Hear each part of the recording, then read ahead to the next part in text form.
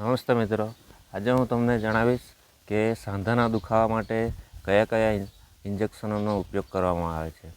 તેમાં મુખ્યત્વે 4 પ્રકારના ઇન્જેક્શનોનો ઉપયોગ કરવામાં આવે છે.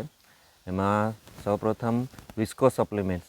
વિસ્કો સપ્લિમેન્ટ્સમાં સોડિયમ હાઇલ્યુરોનેટ કરીને ઇન્જેક્શન આવે છે, જે એક થીક લિક્વિડ આવે છે કે જે સાંધામાં અંદર ઇન્સર્ટ કરવામાં આવે છે, સાંધાની અંદર ઇન્જેક્ટ કરવામાં આવે છે. જેનાથી શું થાય કે સાંધામાં લચીલાપણું આવે, એટલે કે આપણે જે કહીએ ને કે લુબ્રિકેશન થાય. લુબ્રિકેશન એટલે ધીરે ધીરે સાંધામાં ઇમ્પ્રુવમેન્ટ આવે અને સાંધામાં દુખાવામાં રાહત થાય.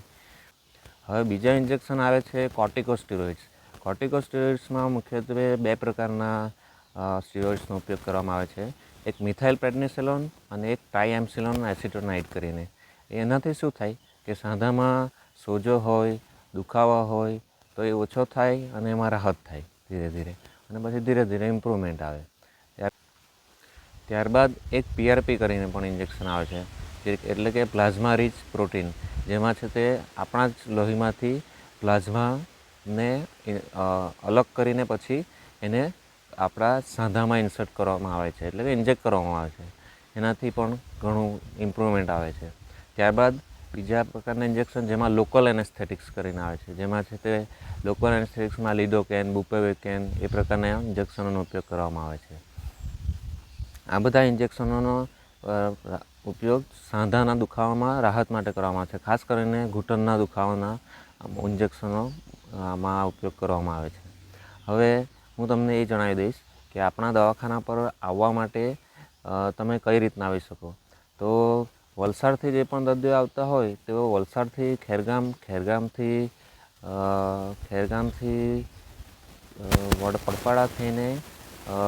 વડપાડા થઈને વિરવલ ફાટક, અને વિરવલ ફાટકથી વિરવલની ડેરી થઈને એક દિત્યા બાપાનું મંદિર કરીને એક પ્રખ્યાત મંદિર છે, ત્યાંથી જમણી બાજુ વળવાનું અને સીધું આવશો એટલે આપણું દવાખાનું આવી જશે.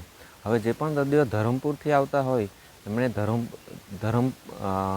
વલસાડથી ધરમપુર અને ધરમપુરથી આવતા હોય તો ધરમપુરથી બામટીવાળા રોડ પર આવવાનું, પછી જમણી બાજુ ઉપર નાની ઢોલુંગરી બાજુ ટર્ન મારવાનો, અને નાની ઢોલુંગરીથી સીધું આવશો એટલે એક વંદે માતરમ કરીને ચોકડી આવશે, અને ત્યાંથી ડાબી બાજુ વળાંક મારવાનું, અને પછી વિરવલ ડેરી આવશે, અને વિરવલ ડેરીથી સીધું આપણે દિત્યાબાપા મંદિરથી જમણી બાજુ વળશું અને થોડું 400 મીટર અંદર આવશું એટલે આપણું દવાખાનું આવી જશે.